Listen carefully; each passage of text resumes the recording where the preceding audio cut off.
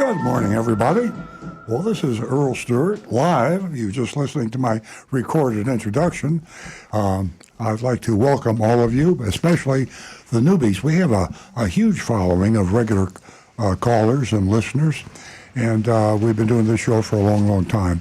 But the name of the game is growth. The name of the game is helping other people around the planet to avoid being taken advantage of when you're buying or leasing a car, or when you're maintaining or repairing your car. So that's what we do here. I mean, it's pretty basic. We're not nothing exotic about Earl Stewart on Cars. It's just to help you. We are representing the consumers in what is a unique retail industry worldwide. Just about any other product you buy retail today is what is the word? By 21st century standards, by more of a civilized, consumer educated kind of a flavor to it. If you've been into an Apple store or a Costco or Walmart, I mean, most of the big retailers of the world have figured out if you treat the customer right and you're transparent and honest, they will beat a path to your door. They will come in and honor you and reward you with their business. Well, the car dealers have a different way of doing it. They have you a gun to your head.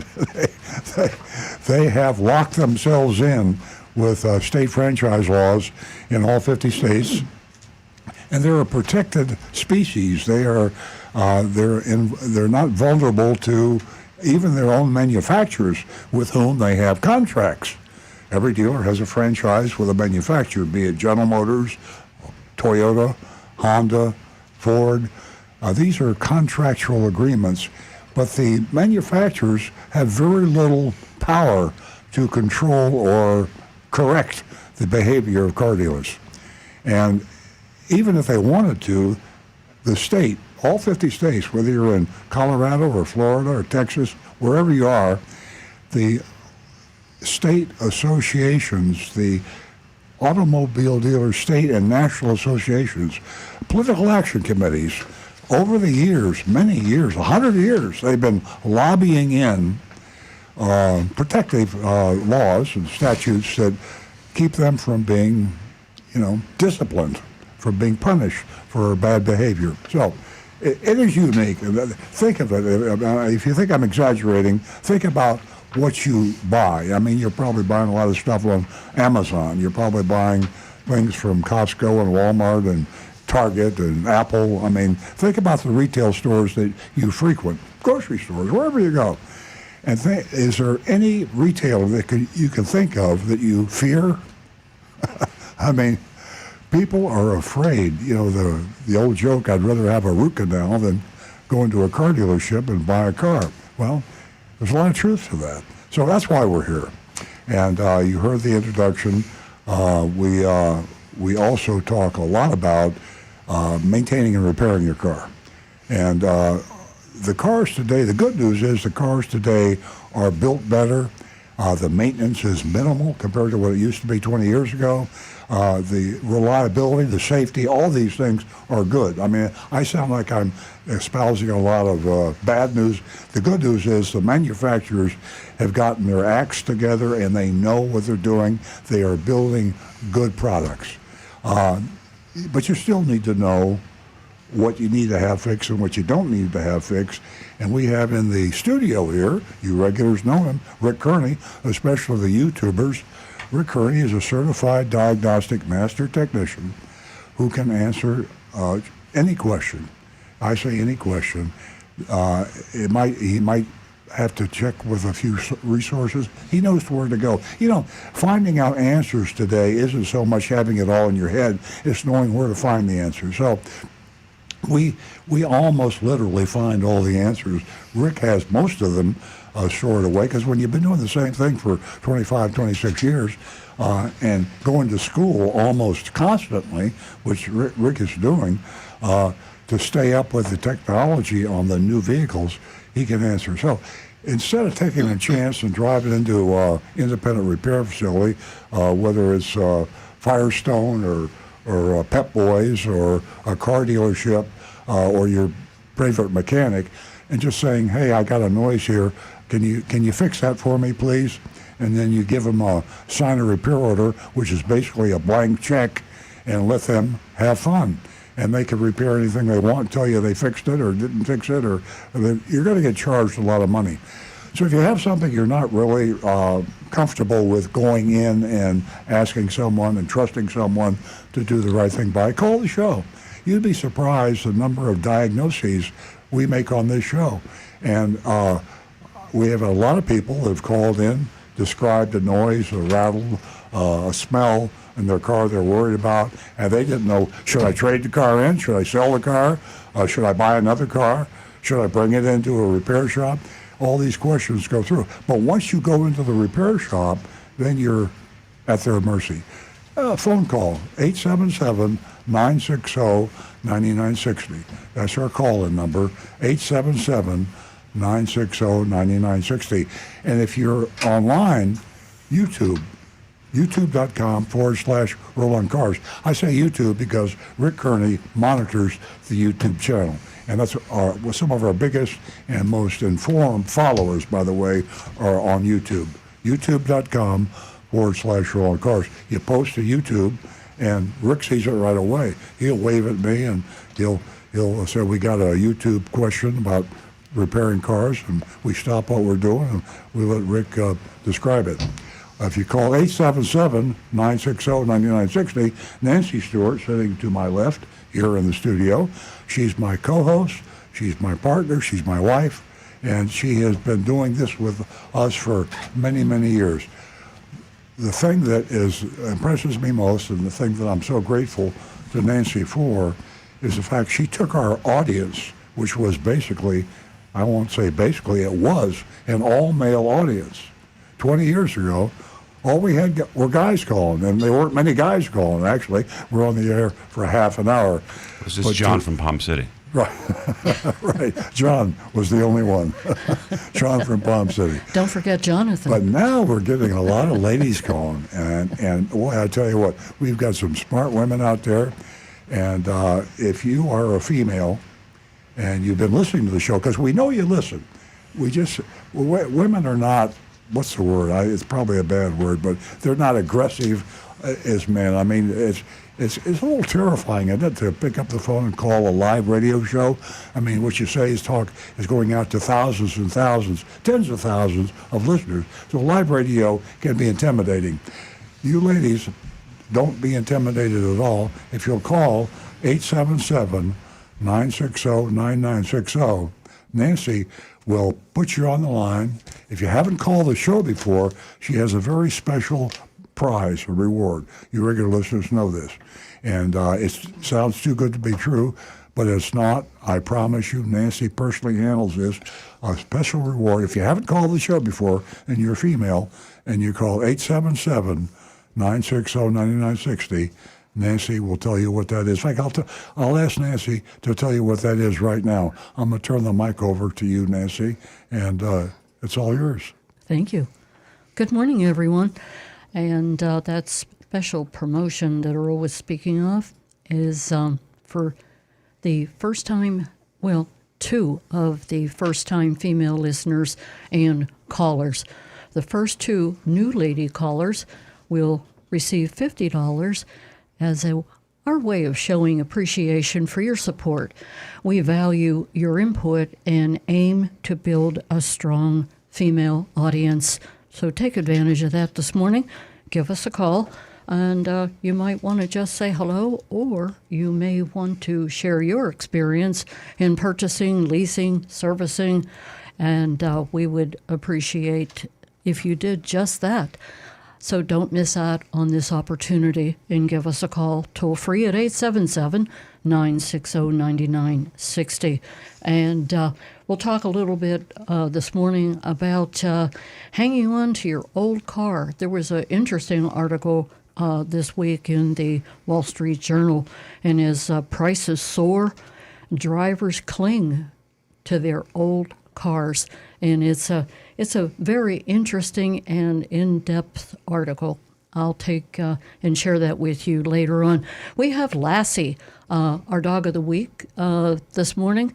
and she'll come to us via. There you go. There's Lassie. Oh, yeah. Via That's a good-looking doggy. video, isn't she? She's a good-looking doggy. She's 6 months old. So stay tuned for all of that and so much more. And take advantage of your anonymousfeedback.com. Now back to the recovering car dealer.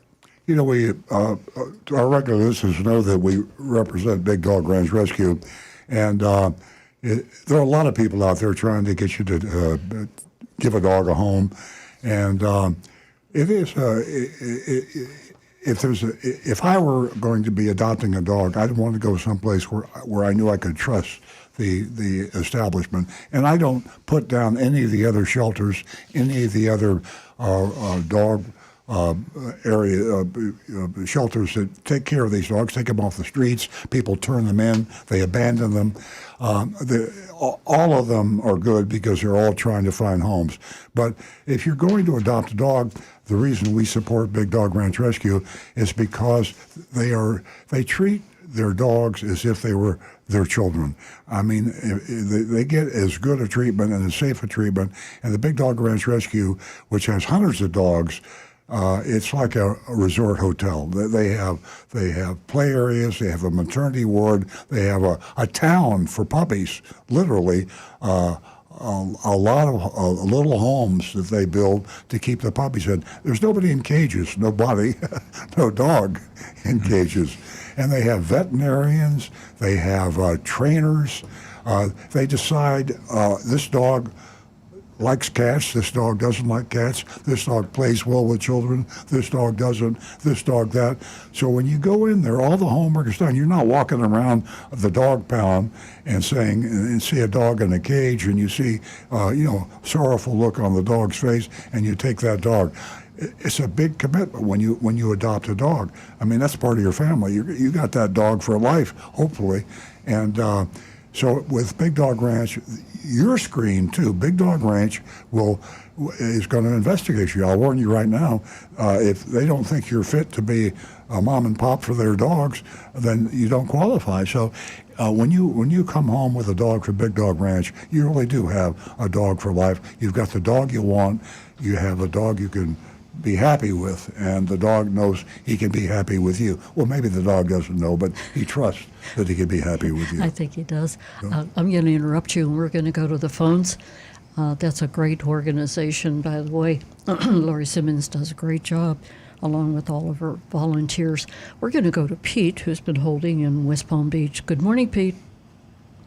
Good morning. I have a 2013 Dodge Durango, and it shuts off in the middle of the road. It was a recall item. They put a relay in it, and it shut off on Southern Boulevard, and it was horrible. Then the transmission wouldn't function, so I had to pull it off the side of the road, shut it off, turn on the ignition, start up the car, and then it went back right into gear. I've had no problem. Now, it's been shutting off every time I make a sharp turn, but very rarely. And so I looked it up online, like you said, and they had a recall. It said throttle body, but they said they put in a relay, and that was it. Still does the same thing. I don't want to name the dealer, but it's well, Rick is thinking. He's rubbing his chin. That means he's thinking. My first thought, again, I would double check, see if there's any other potential causes, on the internet, if anybody's found a similar condition. But if not, I'd be going right back to that dealer and saying, hey, you need to double check your work on this relay, on what you did for this recall, and make sure it was done properly, because the condition is still occurring.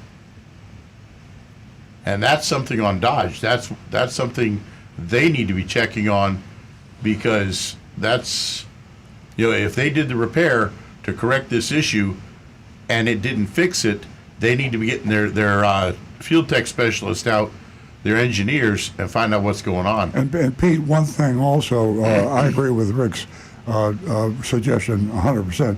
I always believe that when you have an issue like this with your vehicle and it involves a dealer who worked on the vehicle, it's always good to, one, put your conversation in writing. What you discuss verbally, confirm with a note or an email or a text. Also, include the manufacturer. If you can call the 800 number of the manufacturer and describe your problem, it goes into an official complaint, and all car dealers get these official complaints, and the manufacturer holds them responsible for clearing the complaint. If you don't do that, I'm not saying the dealer is going to deliberately ignore you, but I know one thing: if the manufacturer is in the loop, they can't ignore you, because the manufacturer will not give up. He will want to see that case, they call them customer cases, the case is resolved. So if you go back and if the manufacturer and the dealer both know that you're communicating with both of them, there'll be a lot more focus on getting it fixed. What's the number? Oh, gosh. Well, the number you get the number. Just go, you can go online, and they have every manufacturer has an 800 number, and it's toll free. You just call, and they ask you. Go ahead, Rick. It's 1-800-423-6343. Thanks, Rick. Say that again. Google. Rick, you're the best. You're the best. Ah, I was going to say I'm a first time caller, but I'm not a female, so I guess I don't get $50. Well, call us back, Pete. Let us know how it worked out. All right, I listen to your show when it comes on if I'm around. I find it very fascinating. Thanks again for doing what you do. Thank you. thank you for listening. Have a good day. Thanks, Pete. Give us a call again. We love your company. We're going to go to Rick, who's calling us from Jupiter. Rick, you're sitting right here. Oh, you're Jupiter. Okay. I've got a split personality. Good morning, Rick. How are you? Hi. Can you hear me okay? Thanks Yep. for joining us, Rick. We can hear you loud and clear. Okay. I've got a 2018 Kia Optima, and at about 80,000 miles, I started burning 3 quarts of oil every 1,000 miles. I brought it into Kia.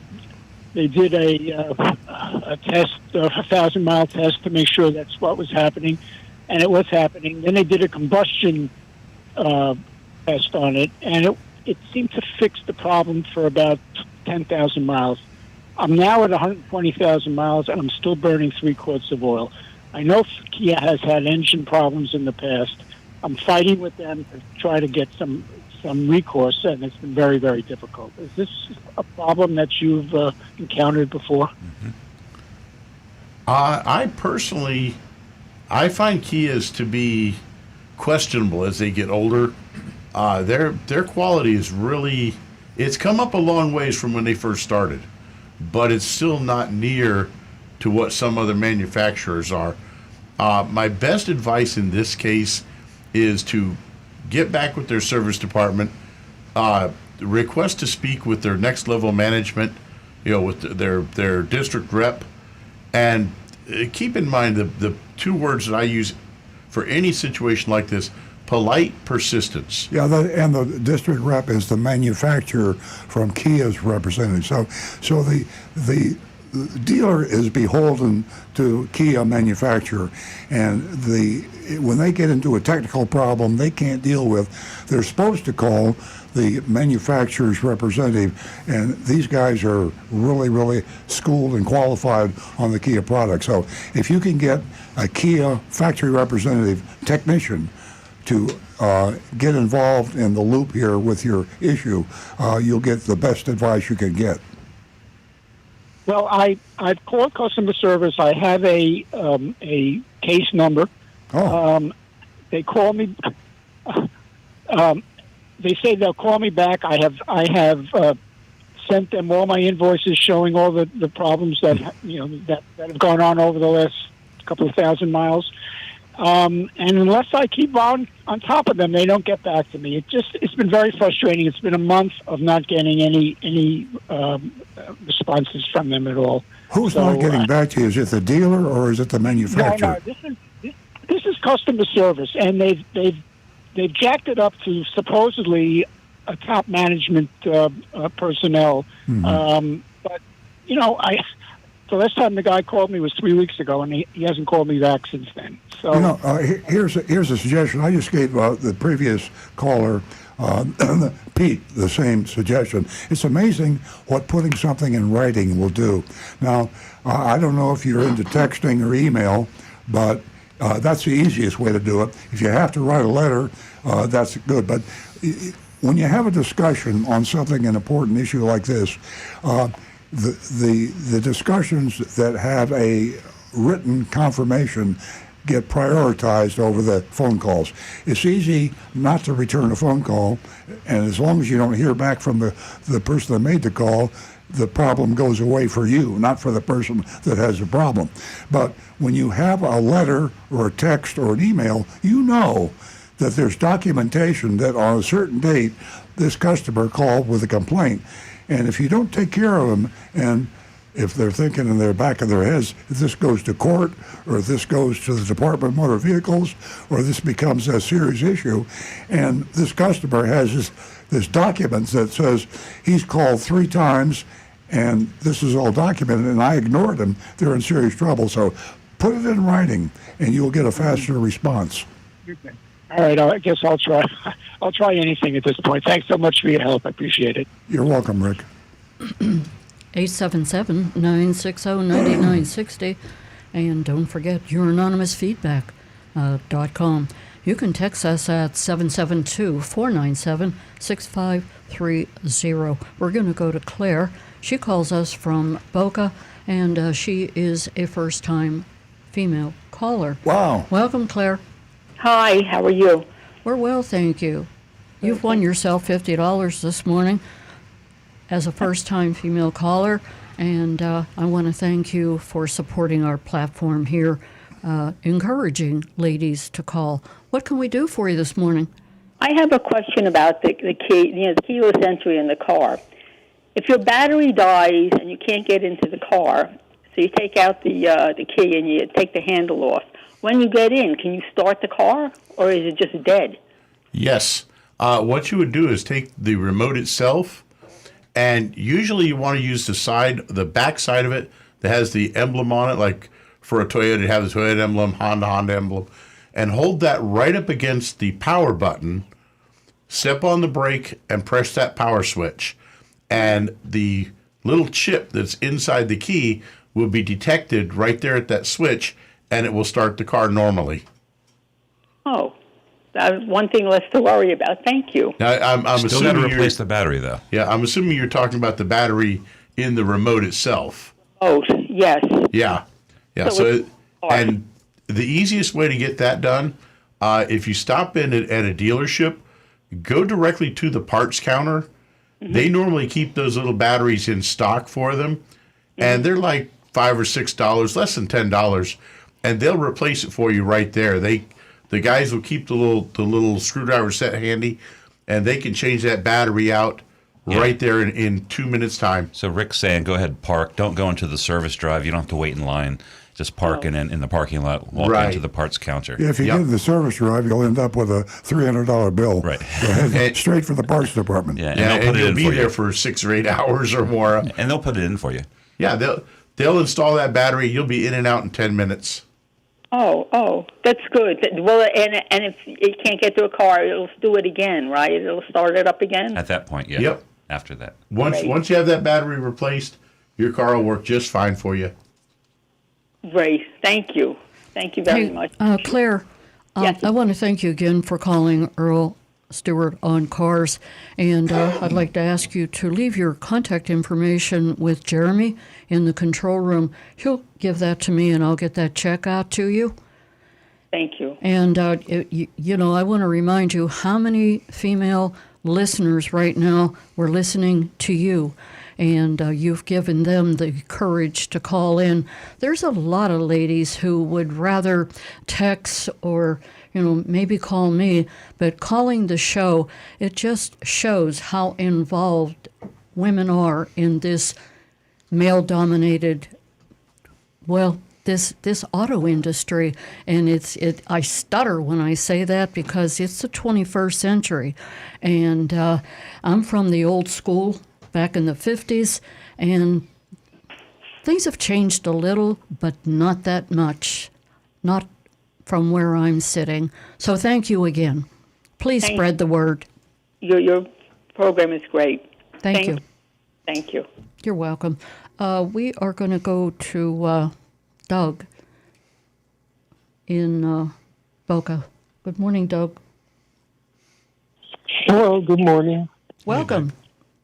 Welcome. Hope you guys are having a great day. We are. It's been a while since we talked. What? Few weeks. Hour, or it has been 2 hours. How's the family? How's your cats? Okay, let's get to what the show's about. Everything's fine. I've been busy doing my music, so I'm always performing somewhere, and it's fun, Yeah, your music is great. I've tuned in to watch you and your wife. I'm waiting for a song about Earl on cars. You have anything like that for us? That's what I'm working on, yeah. He's collaborating with Lance. There you go. And then Ella's going to join in with Good. a meow beat. There you go. So anyhow, I love the Toyota GR. It's just, it's like getting in a carnival ride every day. I have a question for someone there. So the transmission is different than what I've been used to in a Honda. And so sometimes when I shift, it's not grinding. It's just being like a notchiness. And usually it's only in either third or fourth gear. I wanted to ask about that. I try to look up online to see if anyone else was having something like that. And there are a few people that were talking about that, and they said, oh, you need to change this, you need to change the shifter to a different, the knob to some sort of shorter, more direct thing. And it's like, yeah, I'm not going to do that. Yeah, I wouldn't modify the shifter because that can lead to concerns of possible loss of warranty down the road. Modifying transmissions, not really a good idea on a car that you want to keep the warranty in effect. And the GRs, unfortunately they're kind of rare right now. I've only been able to drive one or two. My recommendation, if it's not really feeling right, I would get into the dealership when you get a chance. Go for a ride with the technician and explain to them what you're feeling, so that way they can try to really get a comparison. And if they have a similar vehicle that they can compare it to, they may be able to do that. But otherwise, at least that way, the technician understands exactly what you're looking for. But you'll really want to make sure that when you go in and talk to the service writer who's writing it up, let them know that you want to drive with the technician, so they will understand what you're looking for. And Doug, let me jump in on this too, because for other people listening, I know you're talking about our dealership, but anytime you bring a car in with a somewhat difficult to diagnose issue, and I say difficult to diagnose, isn't necessarily that, but sometimes describing, a good technician will know what the problem is when they experience it themselves.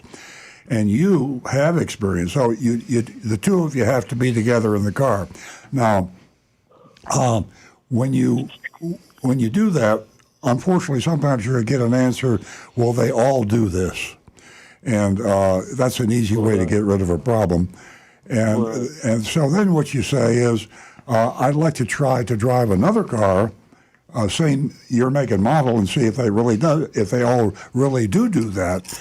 And of course, if they all really do that, you just bought yourself a car that that's the way it's going to be. But a lot of times it's not the same. But as Rick says, when you hear something or smell something or feel something in the car, all sense, if you've got a noise in a car and you got a technician that can't hear very well, then he might not hear it, or maybe you don't hear too well and the technician does hear. So there's a lot of good reasons. Two people in the car, one of them being a trained technician, is a very good idea.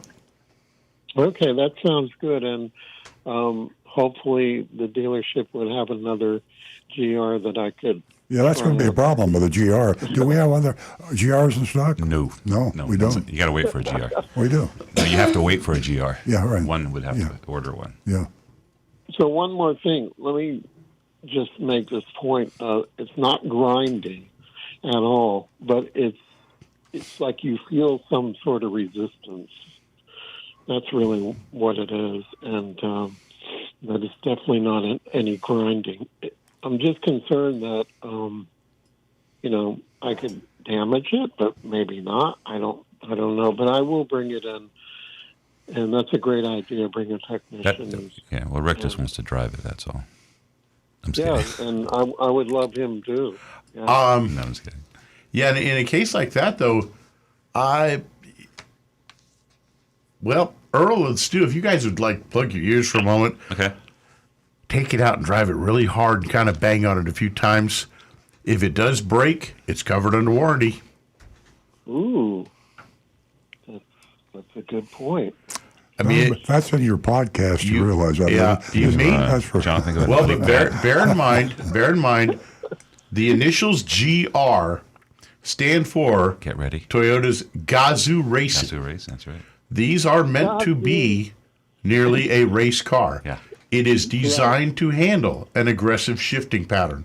So if there is something going on and you are shifting a little more aggressively than, say, Are you a good the shifter, average Doug? driver, then and it does break, but you should not be able to break a shifter simply by driving down the road and shifting in a proper manner. Right. You should not be able to. So if something does start to break on it, then that's on Toyota. That is a warrantable condition. And they drive it, must yeah. cover it. Thank you. Drive it briskly. Yes. Hey, Doug, get back Thank with you. us on that road report. We would really appreciate it. Unfortunately, I have a lot of calls backed up. Do you have any other questions? No, I was just going to say Gazoo is from the Flintstone Yes. character that's an alien, I Right. think. The alien that around May the Fred. force be with you. Fred's buddy. Thanks, Doug. Give us a call again. See you at sunrise. We are going to go to Bob, who's calling us from Lake Park. Good morning, Bob. Good morning. Happy Cinco de Mayo weekend, everyone. Thank you. Thank you. May the 4th be with you. May the fourth be with you. Welcome back, Stu. Thank you very much. I'm still waiting for you to shop at Belle Glade dealership. Okay, I'll send her out to the swamp. Belle Glade, yeah, go out to the swamps. I have a two-part question for Rick. My battery's going to be 5 years old in November. Should I be proactive or reactive? And the second part of the question is the negative battery cable on this car, my Mustang, is constantly getting corroded. It's been that ever since I bought the car new. It's quite annoying. It has to be cleaned every so often. And, I read somewhere where sometimes they use this dielectric grease, but I put that stuff on before. It really hasn't changed anything. And I was wondering, somebody told me if you do a lot of just local driving, which I do, that makes it cake up like that.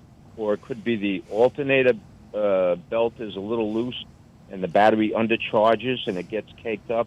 What do you think? Now, on the first count for the 5 years on the battery, you're starting to get a little up there in age. I would watch for signs, those little the little warning signs that the battery's starting to give out. If you turn the key and it seems like it hesitates a little bit trying to start, keep watch for those. And if it does start to seem a little hinky, go ahead and get it replaced then.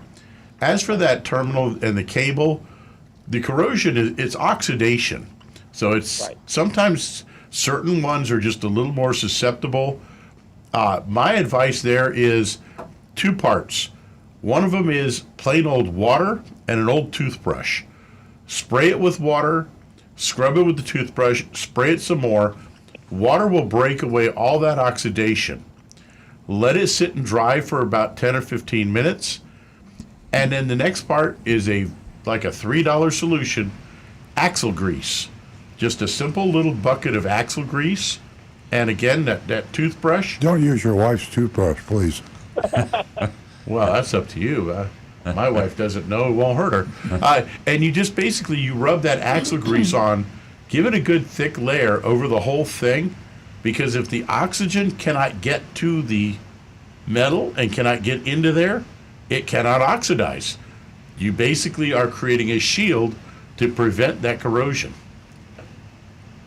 So with the dielectric, No, I just use regular axle grease that's on the shelf at any auto parts store, and it will create a waterproof barrier that keeps water, moisture, and oxygen from getting into that spot, getting onto that cable in the terminal. Just put a nice thick layer on there, and basically, it's like if you took a piece of metal and you scrubbed it down perfectly, sanded it down, and you set it outside for a couple days, versus a piece of metal that you sanded down and then painted and put it outside. The one that has paint on it is not going to rust because the paint keeps the oxygen away from it. The one that's all clean, shiny metal is going to rust because the oxygen can affect it. it's just a negative table. How about Vaseline? Vaseline will work, but it may tend to break down under higher temperature. Well, people don't have axle grease laying around the house, so he's just trying to. Right, and that's why I say you literally can buy a tub, like a 1 or 2 pound tub of axle grease from the auto parts store for like $3. Yeah, but you can get a jar of Vaseline out of the medicine cabinet. But the only problem with Vaseline is it can tend to break down as heat gets to it because it's not meant to be as temperature resistant. I And you can get temperatures of 200-300 degrees under the hood while you're driving down the road and that engine's running. I got you. Yeah, use the right stuff. Okay, Bob, that's why we have Rick here. Hope he answered all your questions.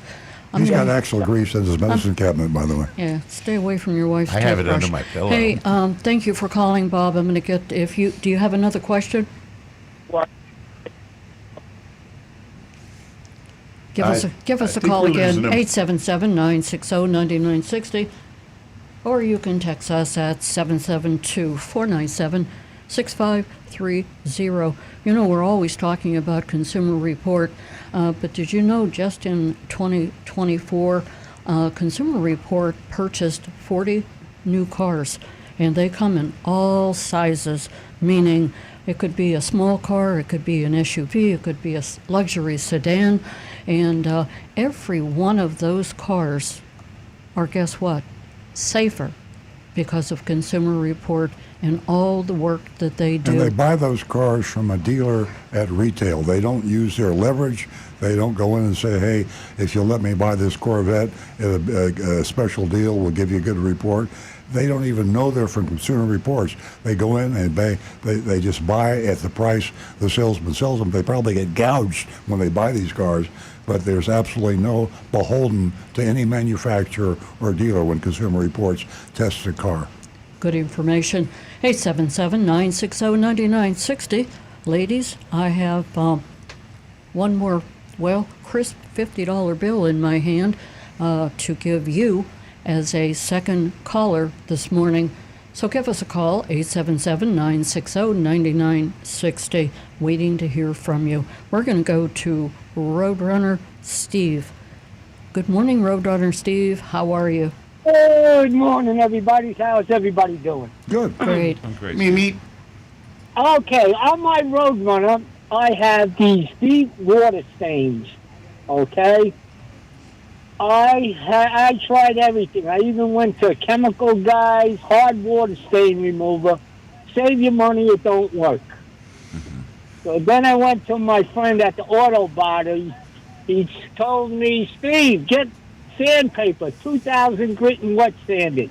I said, well, I'm not doing that because I'd be afraid to do it with that. So what do you think about these hard water stains that are in the paint? Ooh. They're tough. Sometimes that they do that sand or clay. Yeah, the I tried clay the bar. Didn't work. Doesn't work. Didn't work. Don't you have to? Can you sand off that? You might, just like the upper layer, a like machine, a using a body buffing shop. machine with a compound might have. You didn't go mechanical, did you, Steve? Like No, I use the old elbow grease. Yeah, I mean a compound with a buffer. It's pretty high, speed thing. Might, but Yeah, unfortunately, that's one area that body work is an art form. I mean, Yes, it is. I can teach anyone how to repair a car, how to read wiring diagrams. I could take anyone and teach them to do what I Yeah, do. Steve, if you have a But to do body work, yeah. shop you can trust, or a body repair person, someone that you know, just Yeah. take your car and say, "Look at this. Is this going wet to cost sand. me a fortune, or do you think you can get this off?" well, what Steve doesn't want to do is the sanding thing, and that's another avenue we go. I don't want to do No, it. no, You no. I'm told saying me to do if it. you wanted to, you could take it to a detail place. I don't know who you can trust. I know, our guys. I mean, they don't do old, cars like that usually, but they will do a wet sand for areas that you have fallout or hard water stains like that. I'm going to fall back on my old statements. I'm going to say get online to the local car forums, and especially one group I'd recommend hitting up for information. Google the Asphalt Angels. Yes, There- I know them. I was at their car show. Yeah, and find out who they would recommend for car care for paint and body work. Because to me, the body work, I tried a few things doing that myself, and I learned one hard lesson. That is an art form that I am not an artist in. You can't teach someone to do that when they have artistry. If it's a true artist, you can't teach that ability. That's an ingrained Okay. artistic ability. Right. Okay, after the car is wet sanded and it does come out, would it be good to get the car clear coated again? I'd seriously consider that. Yeah. Yeah, Yeah, it once- was painted in You're going to take down a 1992. lot. Yeah, getting the wet sanding process is going to take down a lot of your existing clear. Yes. Yes, but it was painted in 1992. I mean, the paint lasted it's that time long. anyway. It's Chips, yes. time. Oh, So, Steve, here's Google hey, right Steve, here. what's your- Vinegar is a natural cleaning agent that can effectively dissolve mineral deposits. Create a mixture of equal parts vinegar and water in a spray bottle. I Give tried that a that. try. Oh, Make a you salad on your hood. You stole my material. Okay, guys, all of you, back off. Now, I tried that. including you, the- Roadrunner Steve. Hold on a second here. Chat GBT, and I know you just said that you tried this, and this.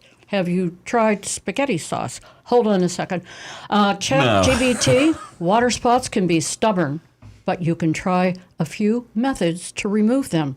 First, try washing your car with a car shampoo and water. Try if that that. doesn't work, you can try using a mixture of vinegar and water. Earl just mentioned that. Or a specialized water spot remover. Apply the solution to a clean microfiber cloth and gently rub the water spots in a circular motion. Afterward, rinse and dry the area thoroughly. What do you think? I tried the vinegar and water. Didn't work Okay.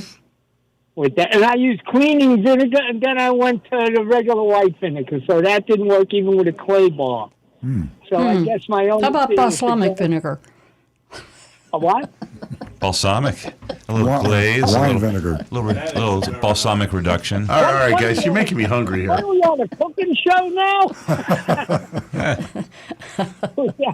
Okay, the Steve. other thing was, I used to have a. That's noise all in we the got. car. I divorced her, and the car is quiet now. That's all. All right, everybody have a safe day. too, Steve. Enjoy. You too. May Bye-bye. the fourth be with you. I want some Again. garlic bread now. Again, Okay. again. Alora's is 877-960. right down the road. 9960. YourAnonymousFeedback.com. Don't forget, we'd love to hear from you. YourAnonymousFeedback.com. Text us at 772-497-6530. We're going to go to George, who is holding. He's, excuse me, he's calling us from Boca. Good morning, George. Hey, how you guys doing? First time caller. I have a quick question. I got a Hey, George, 2012 before you ask any Yeah. questions, how did you find us? Oh, from the radio station, and then from people that have purchased from you. So, Okay. and I always, So you I just always recommend it. accidentally tuned in to the Oldies channel and the Oldies station, and you heard us, Well, right? let's just say I've been listening to that station for a very long time. Okay. We'll leave it at that. Okay. I want your age. Okay, George, what can we do for 2 you? years from 70. Okay. I have a 2012 Toyota Venza with 107,000 original miles. And about a week ago, I was driving the car, and the car just went dead. Just engine stopped, dead.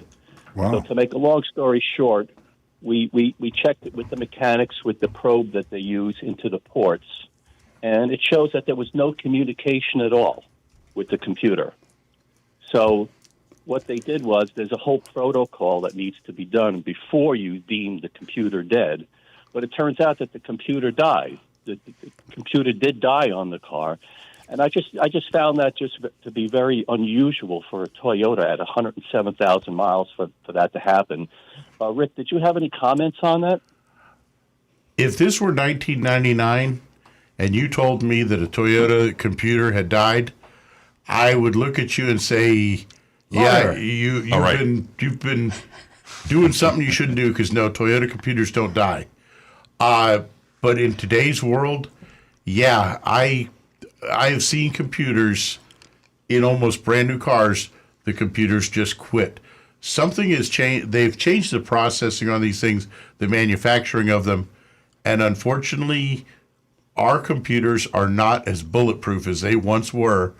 And yeah, they can just suddenly stop working. Sometimes it might be as simple as just a circuit degraded inside and corroded through, or Yeah. I've even seen as weird. Now this sounds crazy, but bear with me, because Florida is the lightning capital of the world. And if lightning strikes near your car, it doesn't even have to be an actual strike on the car, but just close to the car, the electromagnetic pulse created by it can actually cause the computer to fail days later. I've seen this happen. So Yeah, I've it's seen it happen also with a neighbor's car. yeah, it's Sort of unfortunate, but yeah, sometimes our computers actually do die. You can't reboot it like you can a PC at home. No, because it's actually a mechanical hardware failure in the computer. Just like with your home computer, if it does have a hardware failure, then it's got to be replaced. And of course, the whole thing's got to be replaced. You can't Yes. repair it. No, Yeah. because it's Yeah. just a circuit board in a steel box. Now, the interesting part here is I would go online on like eBay and look for sellers selling computers from a company called LKQ. This is a nationwide company that gets computers, other electronic devices from cars that have been recycled. They've gone to the junkyard. And a lot of times they will give you a warranty on that computer, and you can get a brand new one. Now, what year did you say yours was? 2012. 2012. 2012, I believe all you would really have to have programmed in it is the VIN number, and Correct. a dealership should Correct, be able to do that. They may be able to get you a recycled computer at a nice savings over the cost of a new one, and because sometimes the new ones aren't even available to get at this age. Correct. Yes, you're absolutely right. And I'm working with a private mechanic that has located a secondary computer. They're very difficult to find. Yeah. You hear people say, "Oh, Toyotas are great cars," but But if you go on YouTube, you see thousands of people having the same problems with many different cars. It doesn't matter what brand it is. So Right. it is something, you're correct, that does happen. Yeah. It's just that the car has been so rock solid, and this happens, and I'm thankful it happened to me, because if my wife was driving it with her elderly mom, that wouldn't have been a pretty situation, so to Right. speak. That can be Well, a I can- very bad thing. But as for talking of quality, if you have ever looked at some of the cars on the road around you, you will see that some of the oldest cars that a lot of them are still running are older Toyotas and older Hondas. Things like the Camrys and Corollas, the Accords and the Civics. I mean, these are cars that should have been in the junkyard after 15, 18, 20 years. And yet a lot of these 12, 15, 20-year-old cars, they're still out there running around. And it's crazy. There's just a greater majority. Yeah, these computers of aren't old as Japanese expensive as I cars. thought they were. I'm looking through Amazon; they're around $300. Right. So what would if George had one for $300 and took it in to have it installed? What would the labor be? I'm going to go on a limb and say 2 hours labor, so probably about $300 at the most. So like $600. Yeah, and if they have the with the proper, part, yeah. and if they have the proper scan tool that can program in the VIN number and Correct, yeah. do the Yeah, handshakes which they're for it, doing. then you'd be all set. Yeah. No, you're right. I have a friend of mine has an old Camry car or Corolla, and he says the hood weighs about 150 pounds when you lift it up. So yeah, they are built heavier, the older cars. Yeah. Absolutely. And just a little side note, I also have a 2015 Jeep Wrangler, and I know what people say about these cars, but rock solid, not even a squeak in the car. Been a very, very good car. What year did you say it was? 2015. 2015 Jeep Wrangler we had bought. Well, it's a good thing you don't have a 2018 or 2021. I'm looking at Consumer Reports worst used cars, and they say that the Jeep Wrangler 2018, 2021, and 2020 are the worst used cars you can buy. So you got a good one.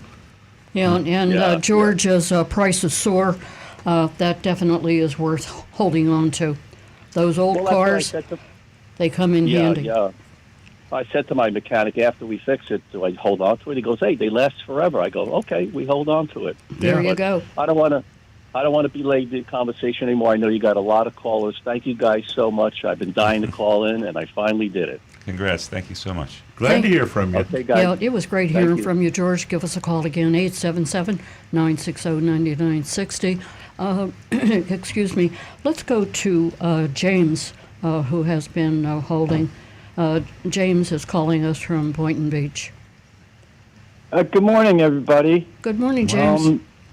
How you all doing? I hope everybody's well. Yeah. We are. Thank you. Good. Listen, I have a 2001 Mustang convertible. Look at. And the gentleman with the hard water spots made me realize I should ask your advice. It's the original top, and it's showing some signs of age, and I was wondering if anybody had any tips on cleaning up, refurbishing it, that kind of thing. With the canvas tops, I'd be very careful with the age of them. It's the vinyl. Be more careful. Yeah, even more careful. I would look for the commercial products online. Make sure you investigate them thoroughly as to, what the best quality is for products that you can find. And again, one of my favorite go-tos: go online and look for forum sites that that are for classic car, classic Mustang sites, and talk to those guys. Find out what products they like to use for cleaning them, and that is your best bet. Because I know I'm a go-getter for jump on a forum site, because you're talking to people all around the world, and they will figure out how to get that fixed, how to get it cleaned up for you. What are you doing? Yeah, because I it's turned just, it off. you know how vinyl ages. Yep. Yeah, it gets and it looks dried out, and Yep. I'd be very it's careful still with got plenty Armor of- All. I had I bad know, experience with Armor All years ago. yeah, it makes the dash crack. Yep. It did on mine. And so I don't even dream of putting it on that old top, and it's still tight. It's still no tears or anything. It's just starting to get that plastic gray look. Yeah, yeah. Isn't that where like that? It's getting that like it's actually wearing a little bit, and you're seeing like the original dye or whatever the coloring to it is. Yeah, just it's starting to get at that top layer. I'm wondering if there's that's something for Google search where you look if there is a restoration process, like some sort of, like you said, a commercial product that is put on that almost dyes a it. product back to black, but I didn't know if that would be something. No, I something think to use on it. That's trim. more meant for the trim. trim. Yeah. I mean, you might Yeah, try the it a hard little plastic. spot on your top, just somewhere down Good low idea, where you're not good going to idea. see it very much.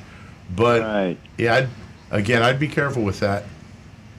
Yeah, that's why I called you all. I've just been trying to just keep it clean with water. Right. Maybe one other question. I'm looking for a good silicone spray product for my on my cars, for my door gaskets, all that kind of stuff. You know of anything that doesn't have a petroleum pressurization to it? Ooh, not off the top of my head.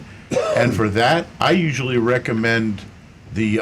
It's like you get like the lubricant is a paste, and just use a really? little toothbrush or something to work that in on those gaskets, because we have found that spraying silicone sprays inside the doors can actually mess with any of the electronics in there. So like your Okay. window switches and the like, that silicone can get in there and wreak havoc with it. Hey, I found a No product. kidding.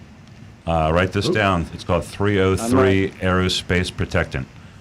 Sounds pretty. Aerospace protectant, really? 303 Aerospace sounds very, very strong. Very scientific. It's a vinyl top protectant, and this is an AI that came up. So it says avoid armor all. I just at all Googled costs. that. They got half a dozen. They got a dozen or more of silicone sprays without any petroleum. Yeah. So there you go. One on Rick's recommendation on that paste. What is that paste? Just like a silicone lubricant paste for rubber gaskets and the like. You can look find it it up. like Amazon. Okay. Let me see if I can look that up for you real quick. Yeah, I'm looking actually at 303 Protectant. They have their own store on Amazon, so I think all the stuff Right. they have a bunch of different products. But kidding.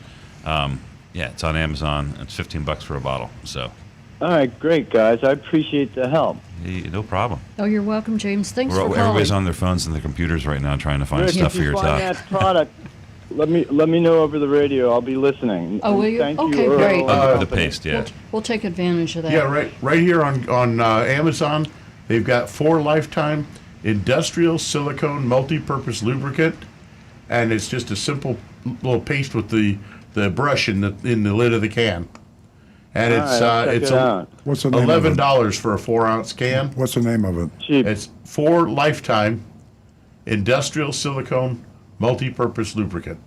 There you go. Thank you. Yep. Awesome. Have a great weekend. You're You welcome. too. Okay, Jim. Thank you. You do the same. Now we just need to Boy, the remember all sil- that for the next person with a roof problem. We can just whip it out like we know. 'Cause Absolutely. We do know. We know.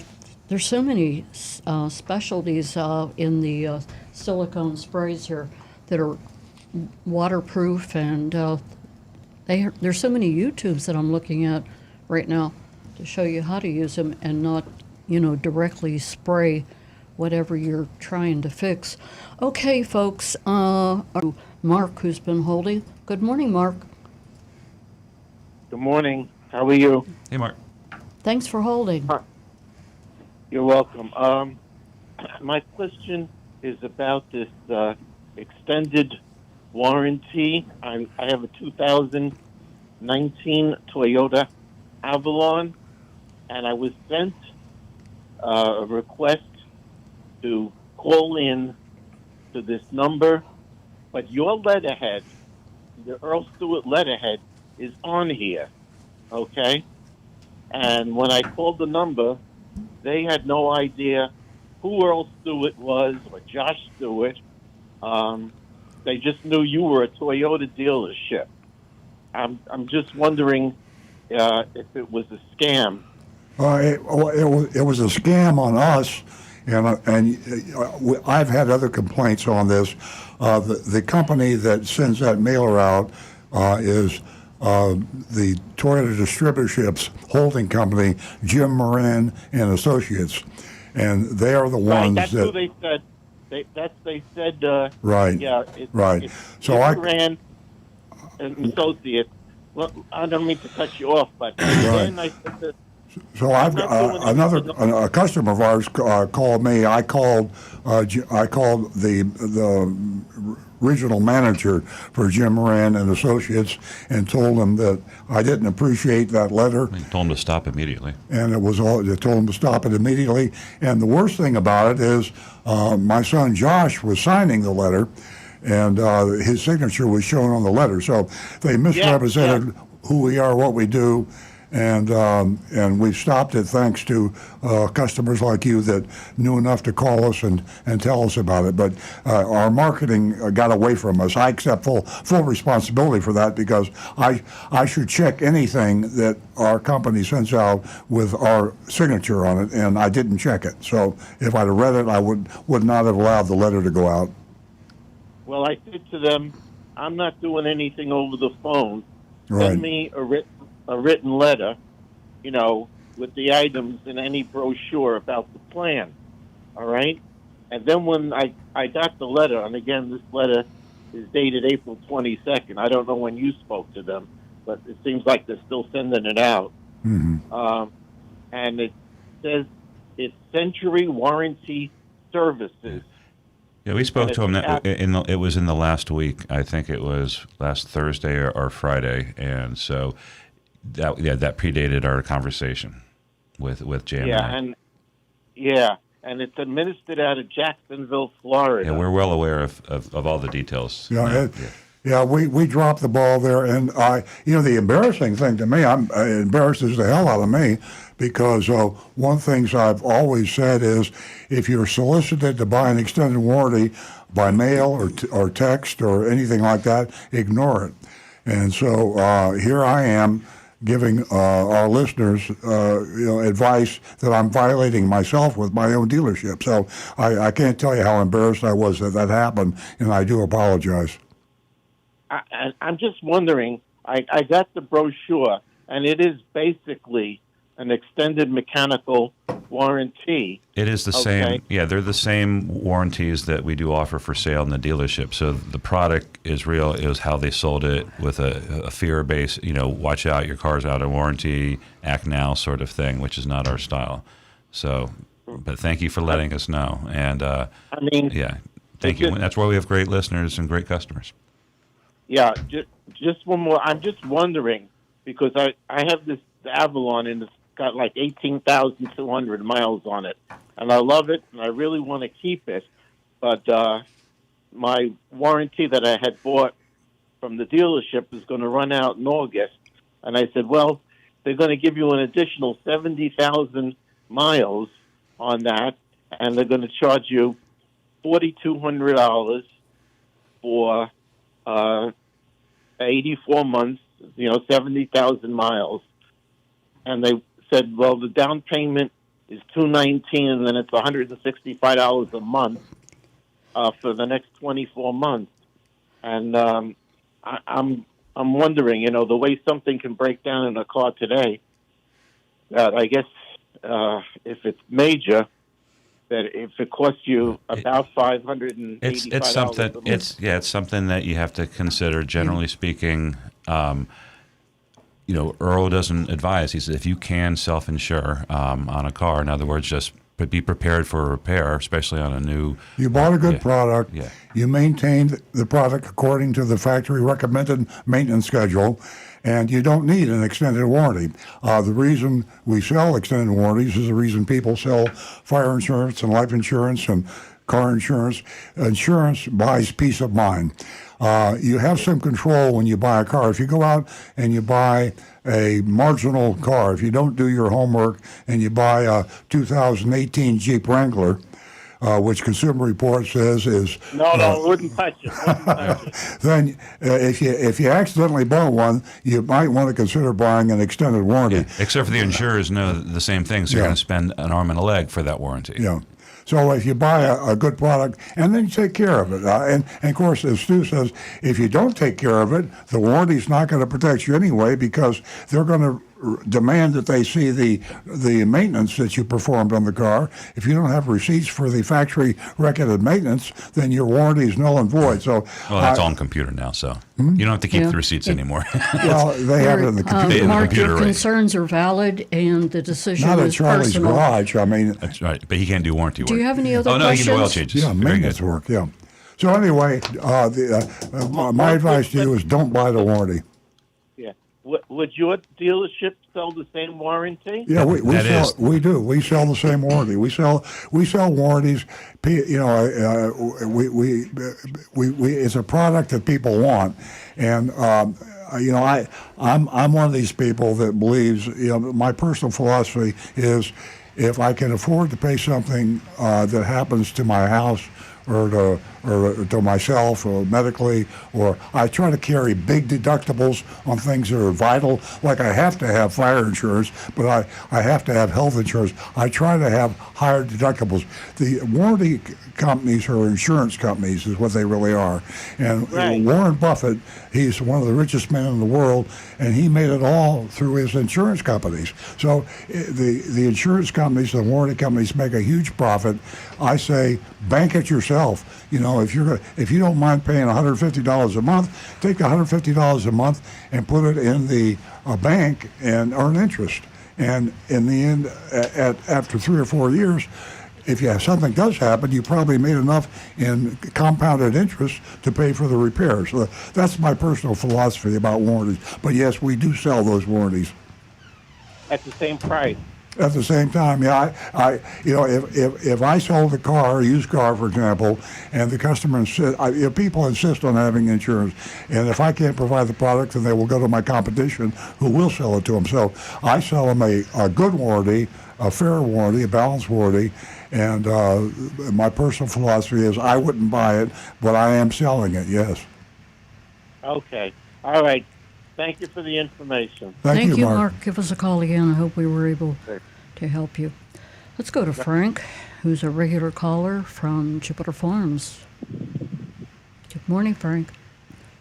Hey, good morning. My goodness. Sorry Hey, about that. I was kind of dozing off listening to everybody. All right. I got a variety of stuff. I'll try and catch it all very quickly. First and foremost, I enjoy listening to Earl Stewart with his sunrise. So you guys have a beautiful view. It reminds me when we were staying in Marathon on a campground for a few months, watching the sunset. So we got it at the end of the day. You guys got it at the front of the day.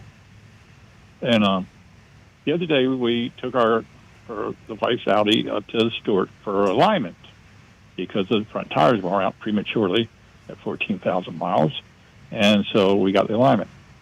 Can you guys actually do alignment with air ride suspension at your dealership, or is that going to just stay at Audi? I would keep that at Audi because we may not have the specifications in our machine for Audis. Okay. We should have, and we probably could muddle our way through it, but I think we have one tech in our shop that is rather familiar with German cars, and most everybody else, the techs are going to run for all the hills by the time you get there. You're not going to find too many techs that actually will want to really work on it. But the warning, based on what Rick just said, is that Audis, Mercedes, BMWs, these cars, they're luxury cars. And if you go to an Audi dealer, you're going to pay through the nose. So, as Rick said, there are shops that specialize, independent. I definitely look for an independent European repair facility, independent, that has good Google rating, has good Better Business Bureau, that may be recommended by a friend. But if you go into an Audi dealer or any European manufacturing dealer, they charge an arm and a leg. Yeah, well, we bought this car new. It's 2 years old, so yeah. while we still got warranty, we're going to keep it, but after that, Oh, we're great. going back to Lexus, which Yeah. you had before. But having said that, other couple real quick things. God, the sun is in my eyes now. I did send you guys some pictures of some trucks for Rick to look at. But anyway, I want to thank you guys for helping me with the title work for my son's truck. Oh. I spoke to Patty. I understand that's all finally done. I'm going to come in next week and square up or something. I don't know if there's much charge on that or not, but we'll cross that bridge when we get there. Okay. We're glad we could help out, Frank, and Oh, thank my you for the goodness, yeah. call. And no, real quick, one more thing, if I may. We went on a road the other day out of Stewart called Indian Street, and it turns into Highway 714, and it's all covered with trees for about 12 miles. Have you guys ever been on that or heard about that? No. It's a really beautiful ride. It ends up on 710, which is Indiantown Road out near Okeechobee. But it's a 2-lane highway. It takes you back in Florida how it used to be when we grew up. Oh, is that And the Martin Memorial Highway? I believe it is. Yeah. I've driven that a couple times. Beautiful. The trees Yeah, overlapping the whole road. Yep. It's yeah. If you were to take, for those listening, if you went north on 995, just up into Martin County a little bit, it's the Martin Memorial Highway that then goes west over to Okeechobee City. And this road it's a tree-lined road where the trees are just covering the road. It's beautiful. Sounds pretty. Makes a Rick. nice drive. Yeah. Rick is now with the Chamber of Commerce, so make notation. Okay, well, Frank, I realize it's been in great the future, talking to I you. don't- I got 2 more calls backed up, and we are getting ready to go to some texts and some YouTubers. Yeah, 303 is a good product, by the way. Thank you. I'll make a Bye-bye. notation of that, too. Good morning, John. John's calling us from Palm City. Good morning. Good morning. An inexpensive way for the man that called with the problem on his battery terminal. This is what I use. You go and it's a cheap way to take care of it. It's a cloth disc. It's on a card. It's mounted. There's a red and a green one. Red is for the positive. Green. It fits. It's a cloth, fiber cloth, round disc. Very inexpensive, and it goes underneath the battery cable, between the battery and the cable, and it's corrosion-proof, insured. That helps save the battery. Yeah, I've seen those and used them. You just got to be real careful that when you do use them, make sure the terminal still gets all the way down onto the battery so you get a good fit with it. Yes, I've used it for years, and they're a little hard to find in the auto stores. But the second thing I want to say was Rick said great advice of not putting that battery into the remote. These round batteries that you buy for the home remotes, and they fill other electronics, very dangerous to leave them around because kids can find it and they swallow it, a round Yes. battery, and it's fatal to them, and internal organ damage and everything. So if you do buy, they sell them at Walgreens. You can put them in yourself, but you need a mini screwdriver for the car remote. But many of the home remotes, you slide the panel and put them in. Just don't leave that disc, that battery, laying around, because if a child sees it, they have a tendency to put that it's shiny and it looks like candy to them, and it could be consumed, and it's very dangerous, that type of battery. And also places, auto parts stores carry it. They'll put it in even for you. And battery and bulbs is a chain that'll put that in very inexpensively, too. Yes. So, Great advice, John. yeah, caution on leaving those batteries laying loose. It is, definitely. Thanks for the call. All right, thank you guys for recommending. You recognize me, a long-time caller. Yes, you've been with us a very long time. You're going to enjoy our mystery shop this morning. That mystery shop was done by Agent Lightning Toyota of Hollywood, so stay tuned for that. I look forward. Thanks, John. We love you, John. We do. Aw, wasn't that sweet of Rick? Rick's amazing. Okay, guys, Stu, Rick, how I have about some Facebook? I have a quick question. Could we please repeat the directions for the tree-lined highway in Stewart? Was it Martin Memorial Highway? Yes, Martin Memorial Highway. Just go on Google Maps and put in Martin Memorial Highway. Okay. And you will love it. Take your cameras. You'll love it. All right. Okay, I got one from Anne Marie.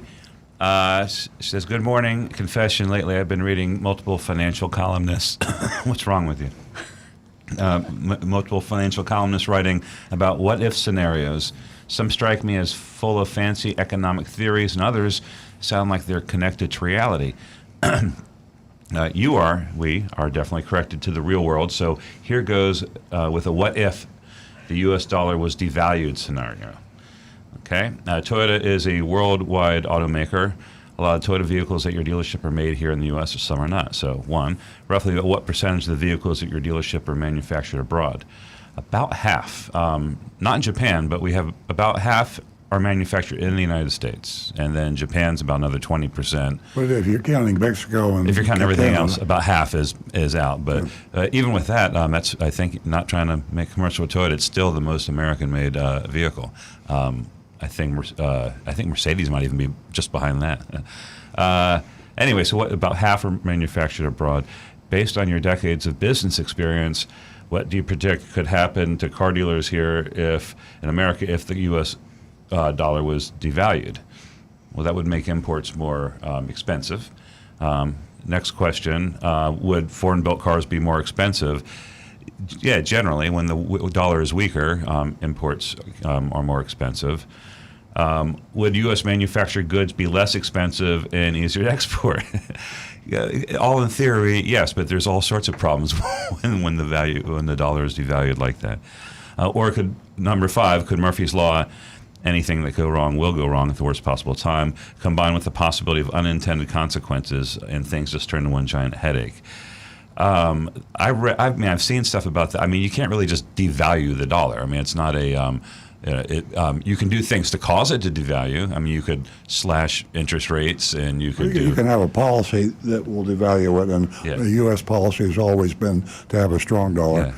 So I think that, and right now the dollar is strong as heck, and I don't think it's going to get. And you can devalue a currency. I mean, manipulous too. But then if you do that, then you enter into like trade war territory, and I think there's a lot of unintended consequences for manipulating currency.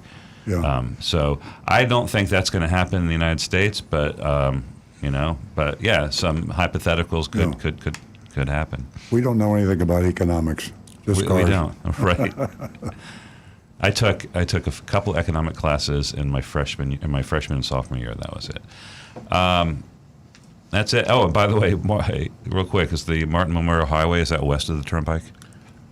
It's west of I-95 and Turnpike, both at that point, and then goes out to Okeechobee City. There you go. Okay, well, I'm all caught up. How about some messages over there from those nuts on YouTube? You don't get the. Well, actually, I've even got another one going now. I just want to hear from Donovan. I haven't seen him yet this morning. He may have taken the day off. But, okay, Donovan, you're on notice. A fella named Mike. I'm hoping he's listening right now. Make it quick and easy. I'm still going to email you back though, Mike. He sent me an email asking about power steering fluid in his mother's 05 Avalon. Apparently, he's noticed it's missing fluid, but he doesn't see where it's going, and he wants to know what's the best fluid to use in it. If you can't get regular power steering fluid, which works fine in any system, Toyotas are designed to handle automatic transmission fluid. And I just recommend plain old Dexron. It's the least expensive. Just pour it in and keep it topped up. Now, if you can't see where the fluid is going, the lines themselves don't appear to be leaking, which with the 05 Avalon, take a flashlight, open the hood, and shine it down on the passenger side front area. From where the engine is, you're going to look at the frame rails of the car and look for the metal and rubber lines there. Those are usually the spot where it leaks, and the fluid drips out in such a manner that it gets blown away by the air as you're driving the car, so you won't usually see puddles underneath there. But those lines are usually the first place I look for leaks on those. And if not, it could be leaking into the rubber boots on either end of the power steering rack. But that's where I would start looking for those leaks. All right. Here's a non. I just jumped over. There's a couple of them. Oh, okay, yeah. Yeah. Because my login, there's a lot of spam in the login, but it filters into my inbox better. This is a anonymous feedback message about our mystery shop to Garber Buick recently. They said, Garber Automotive Group has 3 stores in the greater Jacksonville, in greater Jacksonville, Florida, a few more in Florida, a couple in Rochester, New York, and Chicago area too. They started off in Saginaw, Michigan, where they still have a presence. They've been around for a while, over 100 years. I think we noted that at one point. Yeah. But have only been recently expanded. I think they got the Jacksonville store on 25 years ago, but not positive. It's sad to see how they handled your mystery shopper at the Buick dealer. An F grade seems reasonable after watching this video. It appears they were looking for a home run, but in any case, nobody was impressed with their sales practices. We weren't here. It sure feels like it isn't easy buying a vehicle in Florida unless you go to Earl, and that's his opinion. Thanks for posting up, guys, and look forward to the next one. Well, you're welcome, and it sounds like you might have a little knowledge of the car business, like maybe a dealer or somebody involved. The next one, more anonymous feedback. What gets me about car dealerships is that with all the federal and state regulations and laws trying to protect consumers, nothing works. They totally ignore consumer protection laws with no penalties, or just change the wording to comply. Once in a while, a lawsuit will find a dealer guilty of cheating and then pay a fine, but for them, it's just the cost of doing business. That is true. That's what we were talking about in Napleton and their historically high fine from the federal government. Anyway, he closes out here, or she closes out with, they're all scum. Oh, boy. And that's, that's fair. That's fair. Any other Here's anonymous feedback? one that came in just at 7:27 this morning. Oh, I didn't get it. Isn't it, a reason I think this is important is because we talk about it every single week, especially on the Mystery Shopping Report. Isn't it illegal to remove the required MSRP sticker before the sale? I mean, I'll tell you. There's no exceptions. First, a couple of weeks we looked it up for sure.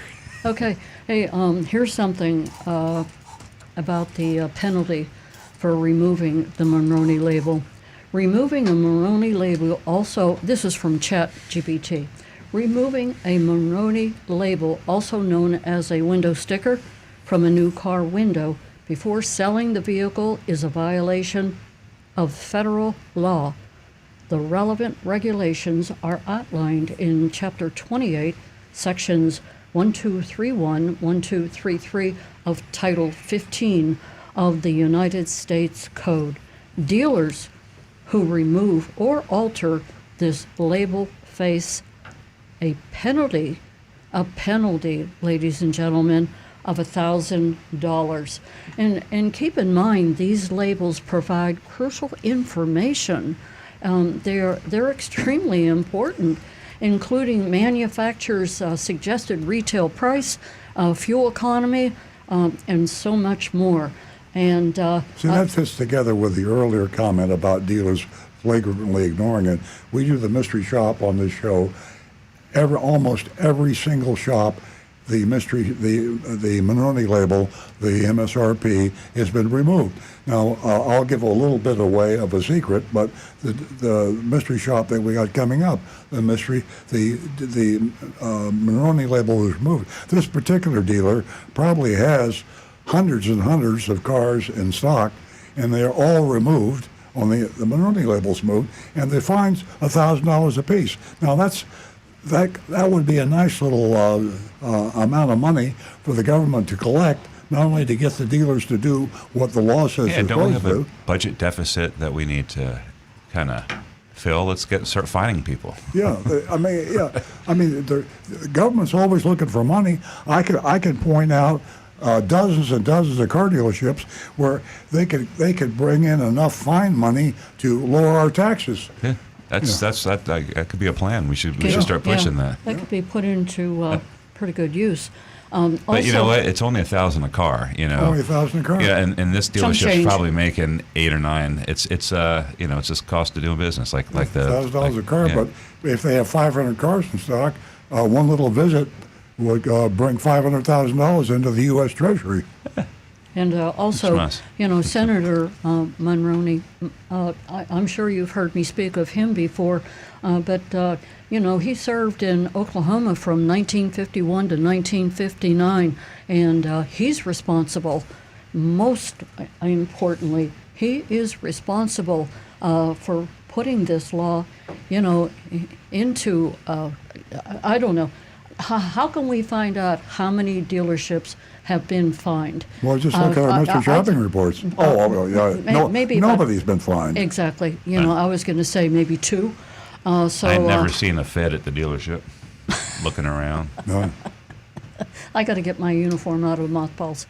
Okay, ladies and gentlemen, I think that let me see here. It is 9:29. I think we need to go to.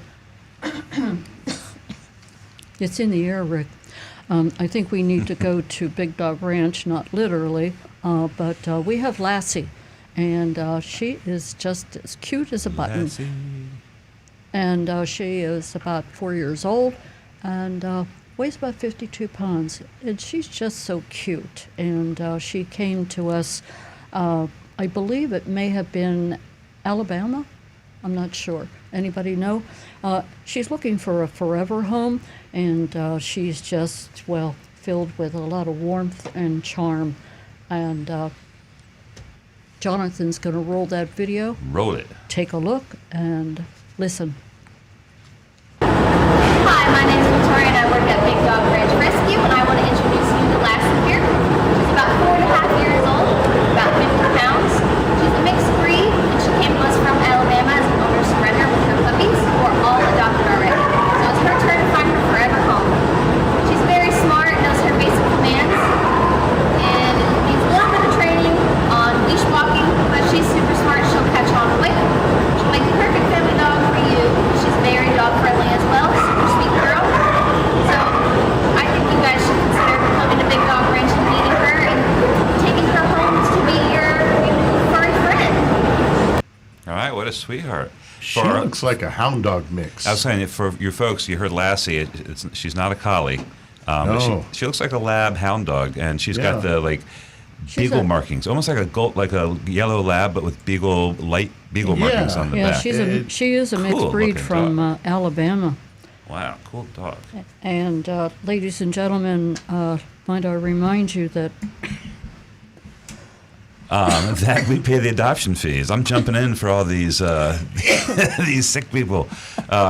When you adopt our sponsored dog through us, we take care of the adoption fees. There's a lot of expenses that goes into getting the dogs ready for adopting and housing them, some indefinitely.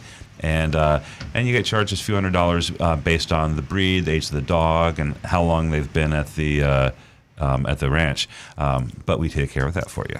And you get a dog that's ready to go with all its shots, neutered, spayed, bathed, cleaned, and it's just a great deal. Out there. Yeah. That's why we do business with Big Ranch. We do what we do. Yeah. My wife says I can't go out there. Because you're going to come home with 4 or 5 dogs. Uh-huh. Right? Yeah.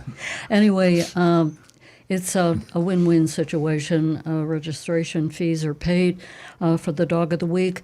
And, of course, don't forget Confessions of a Recovering Car Dealer. And, the book is purchased by you, and the donation is, it's all of the proceeds, let me put it that way, all of the proceeds go to Big Dog Ranch. And did you know you can buy used books? I didn't. I looked at the book the other day just to be sure it was okay on Amazon, and they're selling used books too. So you can buy used books for like $8 or $10. Is it? And I think Stu 2 weeks ago said that he had noticed that the new book was $18 or... Yeah, it had been increased. Let me take They a, had reduced the price of it. yeah, reduced. That's right. Yeah, so at any rate, ladies and gentlemen, go to Earl on Cars or Amazon. You can purchase the book, whether it is, a used book, a new book, all proceeds go to Big Dog Ranch. We are going to go to our mystery shop, which is Toyota of Hollywood, where Agent Lightning did a great job again, and of course, Stu's. It's $16.12. It is? On Amazon right now. Oh, Yeah, used book? $16.12. Yeah. We were talking about how Amazon prices, and I don't think it was that when we looked last Is time. that a new book or a used book? That is new. Well, there's And- 15 new and used offers.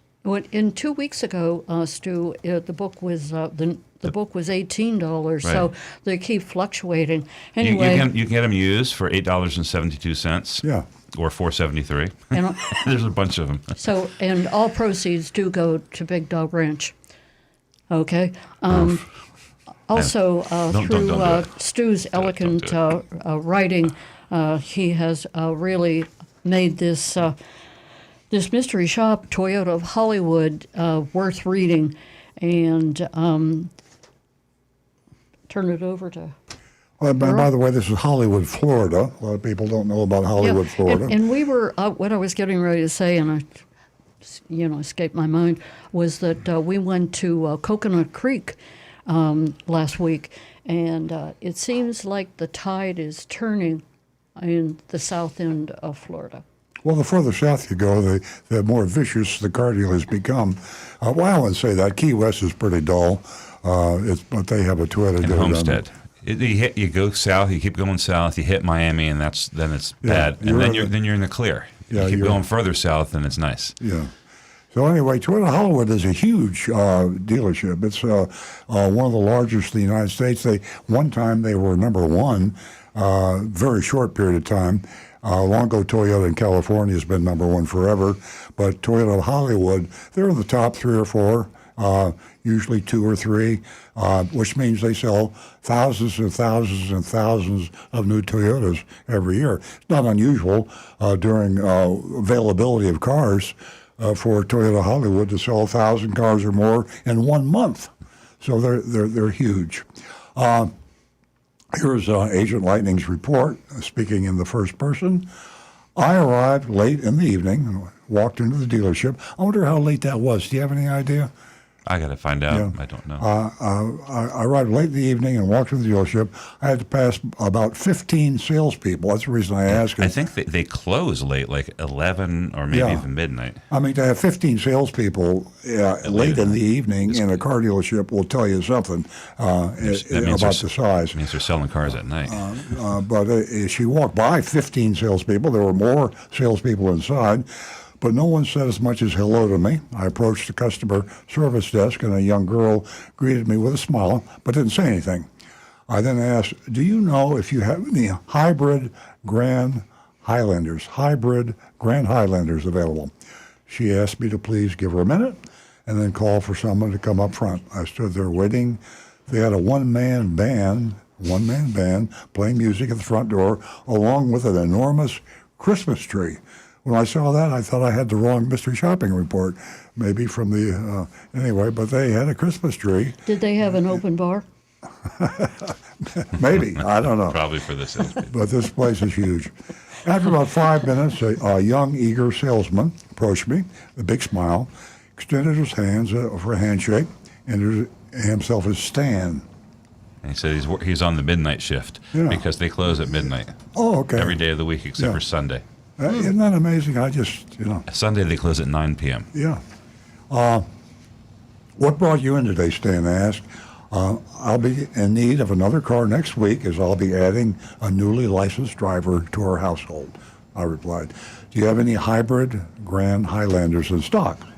Unfortunately, we don't, he replied. I have customers waiting for 4 months and longer. They're also being marked up 5,000, 6,000, even 10,000 above sticker because of how hard they are to come by. But I do have several regular Grand Hybrids in stock. I mean, Grand Highlanders in stock. Would you be interested? I'll just comment here. It was right up front and almost bragging that they marked these cars up. You know, for folks out there listening in the business, and we beat up people for charging a lot of money for over sticker for cars. I have an issue with that, and our dealership doesn't do that. But from a business standpoint, supply and demand is a fundamental of economics, and you can't argue that. Short supply, high demand means high price. So when you do that, and you really have a short supply, and you really have a high demand, what the buyer will pay is, by definition, in the economics book, a fair price. Because our dealership chooses to draw the line at MSRP, that's a personal choice. So I don't give a bad grade for a dealer openly charging a high price, as long as he's open. That's the key word, transparency. Right. Okay, continuing with the report. Is wanted to switch me from a hybrid Grand Highlander to a regular, and of course that's not our first choice, but yes, we will take one. Time is on my side. I said, Stan asked me to follow him, so he's not on my side. I said, so Stan asked me to follow him so he could show me what's available in the non-hybrid Grand Highlanders. We headed to an elevator, went to their parking garage. They had several non-hybrid Grand Highlanders in stock.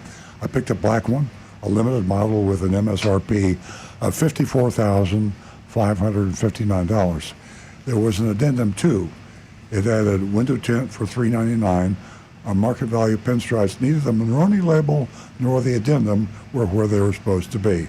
Now, if you were listening 10 minutes ago, we talked about the federal fine. Now, that's $1,000.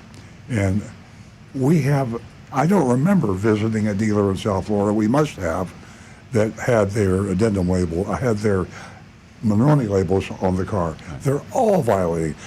And if the federal, if the budget department or the tax revenue to people, anybody from the government listening, there's millions and millions of dollars for your picking right here in South Florida. All you got to do, hop in the car and start taking pictures of cars.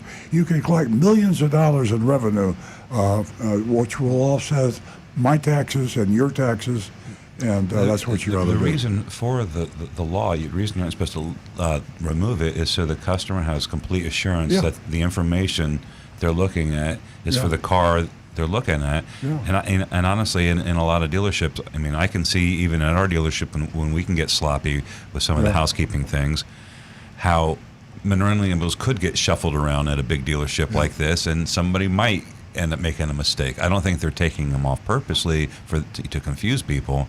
I think they're just very sloppy. Well, some are taking it off purposely, some don't. I mean, anyway, this had an addendum too, and it is alongside the window sticker, wherever the window sticker is lying. Looked like a seat. I was trying to determine from the picture. The addendum added, here, this is a standard. You regular listeners, pardon me for boring you, but standard operating procedure. Window tint, $399. That's $399. Market value adjustment of $4,995. That's because they think they should charge more money for the car. And $199 for door edge guards, which probably cost the dealer $50. Pinstripes maybe cost the dealer $50, and it's $199 for the two of them. Neither the Monroney label or the addendum were where they were supposed to be, as I just said. So we went for a test drive, and I was sold. I really liked the car. I'd love to see the numbers on this, but I see the window sticker has a markup, I noted. Not on these. I'll take care of you. So it did have a markup, but here we go with the negotiation. So Stan's going to take care of me. Stan, the salesman. Stan the man. Stan the man. He also pointed out changing the subject. It's a 4-cylinder, which gets much better gas mileage. I asked if they come up with all-weather mats. I was under the impression this trim level did. I'm sure we can throw those in for you if you decide to buy today, he replied. Did we ever check to see if the mats come? Not on the limited, yes, they do. Yeah. They Probably not all weather mats. I mean, standard mats, whatever. I'm just that was. basing on my personal experience because Emily has a limited. Anyway, we went back inside. I commented on all the decorations. What do you have in a hoedown? Stan Lass said every month they do something new and big.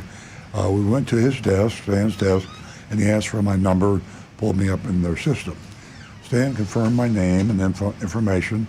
He then excused himself to go get me a price sheet, asking about my credit score to get me a good quote. He returned with his worksheet. I'll give them. I'm sorry. I don't know what anyway, he brought the sheet. I'm sorry. That's an bad paste. Okay. Take that out. The cash purchase consisted of 3 lines. Okay. So am I on the right place Yep. here? The cash purpose? Yep. 3 lines. Okay. The market value, after they kicked it up about $6,000, was $59,559. Discount $5,000. Mark it up, not mark it down. Sale price $54,559. And of course, that's MSRP, and that's not really the sale price because wait till you hear what comes next. I asked if he give me some more details, like what he's hiding on the sale price. 3 numbers. There's nothing in there. Stan excused himself and said he would see what he could do. Stan also mentioned that all Toyotas come with 4 years, 45,000 miles of free maintenance. That's not true. And that's not true. No, they come with 2 years and 25,000 miles of free maintenance. Yeah. Toyo Guard, Yeah. which they put on their cars, adds more maintenance, and it's not free. Yeah. It's if you're charging a sticker, you're paying $699 for the free maintenance. See, what Stu was talking about is all the cars in the southeast United States, 5 southeastern states, are through distributorship, Jim Moran's Southeast Toyota Distributors, and they add something called Toyo Guard, which they make a large profit on, a very large profit on, and they charge the dealers about $250 for this, and then the dealer sells it for like $699, and they make a big fat hit, and you think it is really a part of the factory maintenance. It's not factory maintenance at all. And so presenting it this way is actually goes against the way Toyota says you're supposed to sell it, and it's not true because it's not free and not even close, and not all Toyotas come with it. It's an option. You don't have to get it. Yeah. And this is pretty much a deception that is done by all Southeast Toyota dealers. This is almost all of them have this on their cars. I sat and waited for about 14 minutes before Stan returned with a new price sheet. This one looked like your typical dealer worksheet. The top line was labeled market value, $59,559. There was the $5,000 discount. And then here are the fees, which are not fees, which is profit, which is a markup on the price, which he did not have on the price that he said was the price. So they tell you this is the price, and you can say, okay, that's the price plus tax and tag, but this is the price plus junk fees. And here we are, more junk fees. And everybody does this. We grade on the curve, but everybody, virtually all car dealers in Florida do this. $899 in dealer fees. A little joke here, Stu said dealer fleas, which is very funny. And $650 in title fees, which is more junk. I made my real price $56,108. So now we're up to $1,549 over MSRP. I asked, is this the best you can do, Stan? How soon are you going to buy? Stan responded, hopefully this weekend, I said. The answer is, I'll tell you what, you come back and see me tomorrow or Saturday, and I'm almost certain I can get you another $3,000 to $5,000 off, $3,000 to $3,500 off.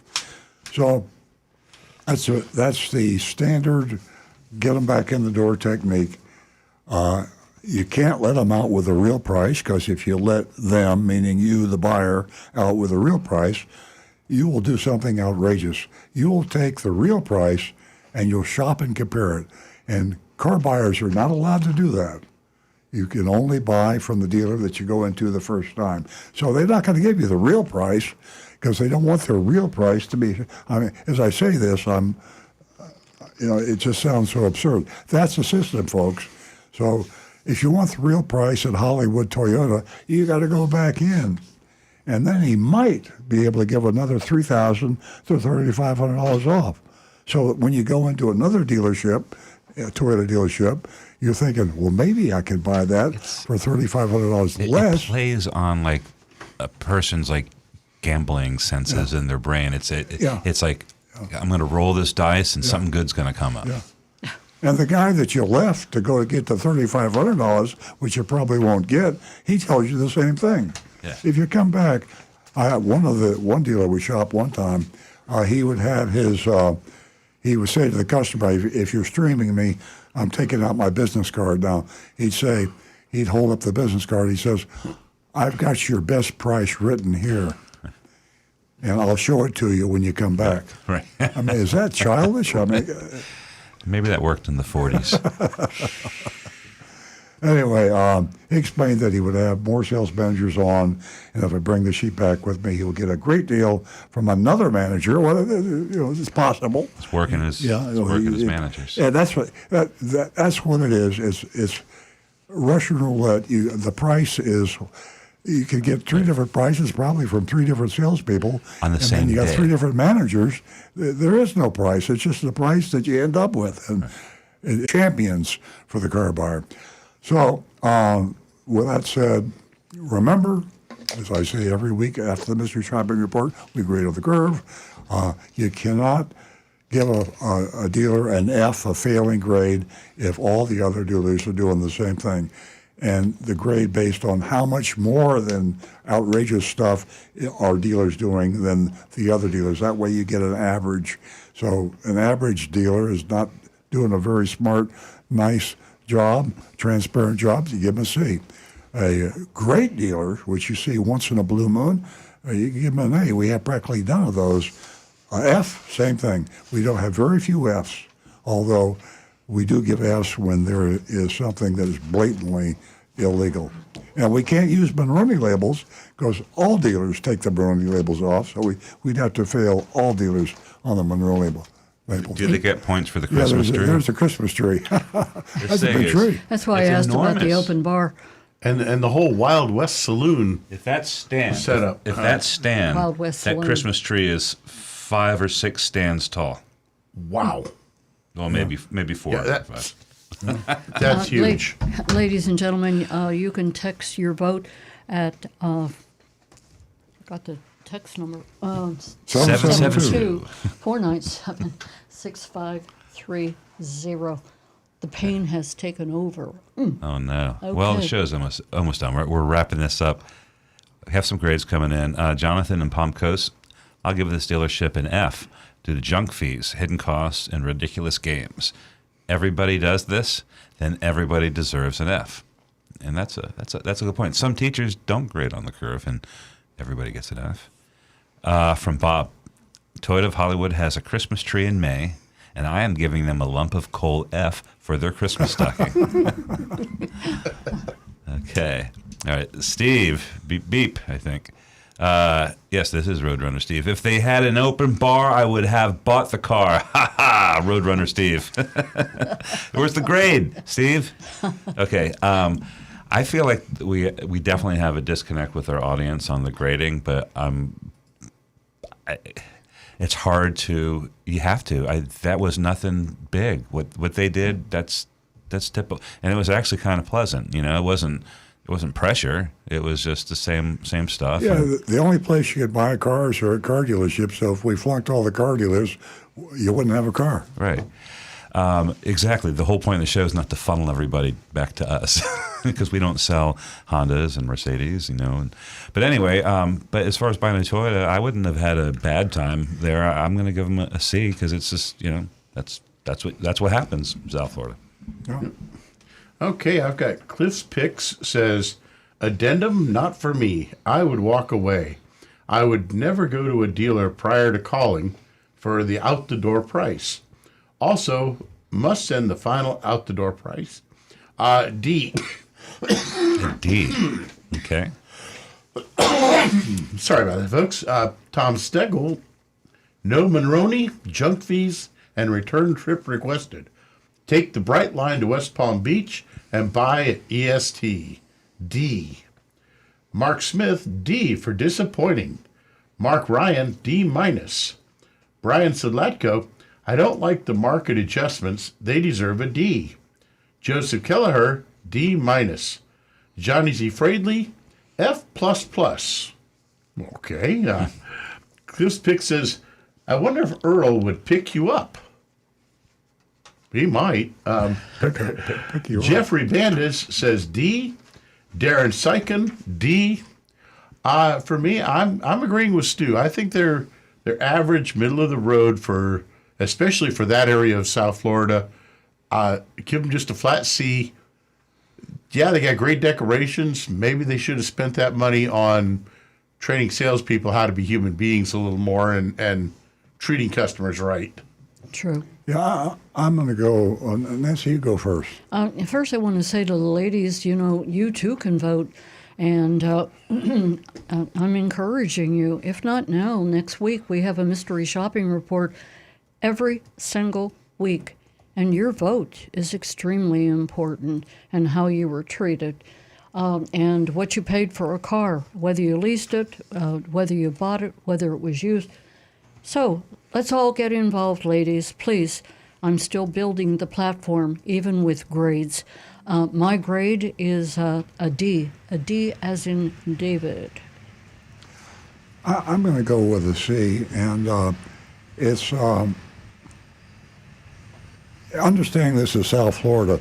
Maybe this dealership in another geographical location, I might have come up with a lower grade. But when you think about Sodom and Gomorrah of South Florida, they're in the heart of this district. One thing we didn't do, and we need to ask Agent Lightning to always check advertisements. I was going to say, one of the things they do, because they are, like you said, they're at the center of that area, and they drive the market with their advertising, because they're also for a long time they did this pre-pandemic advertising the used cars as new cars, and with very low unattainable prices. So that forces everybody around them, and it's a ripple effect. It corrupts the whole market. Yeah, going into the past, when we shopped Hollywood Toyota before, we would look at advertisements, and they were particularly cunning and deceiving in the way they very cleverly, with the fine print and other areas, fooled a lot of people. About the worst thing they used to do, and I don't know that they do this anymore, maybe not, but a few years back they were advertising new cars, the impression of a new car when it was really a used car. And they were actually titling rental cars and with no miles on them, and using one of those as a bait and switch. It's you buy a titled car automatically, whether it's got no miles on it or not. Once the car's been titled, you are suffering depreciation, and the price you pay is usually too much. So, but I'm going to stick with my C. For the experience. They have a D minus rating on the Better Business Bureau. Really? Yep. Amazing. That means that they don't respond to the complaints. That's the only way you can get lower than an A. If you respond to all your complaints, you get an A plus. If you don't respond, they start lowering your grade. We'll have to check some of the other dealers. Usually, they also have a 1 out of 5 average review stars. Yeah. Wow. But Boy, Agent Lightning had a nice time. Interesting. All right. Okay. Do we have any more time? We do. Yeah, I just had one thing I want to say about, because personally, Nancy and I and Stu know Jim Farley because he was with Toyota years ago, and we know him. He headed up the Scion division, a very moral, honest, transparent kind of a guy. He's now president of Ford, and they're attacking him in automotive news because Ford's losing a lot of money. Yeah. Look a little beyond the fact that Ford is losing money. The reason Ford is losing money, in this article in the Automotive News, is they spent $3 billion on repairing cars, new cars, trucks actually, with a recall campaign. and they didn't deliver them to the dealers, and they couldn't. So they basically had trucks they would not sell to the dealers to make a profit until they finally fixed them. And it cost them $3 billion. Now, I admire that. you might say, well, it's terrible that they had all these cars that weren't built right, but I say the fact that he had the courage to look at the stockholders in the eye and Wall Street in the eye and say, I'm not going to sell these. How many manufacturers sell these cars and they have recalls and they say the hell with it and they don't even fix them after they deliver them? Now, chances are, if you can get the recalled car delivered, you'll never see it again. 75% of the cars never. He knows that. Great He knew that as information. well. Ladies and gentlemen, don't forget to go to BigDogRanchRescue.org. Take a look at Lassie.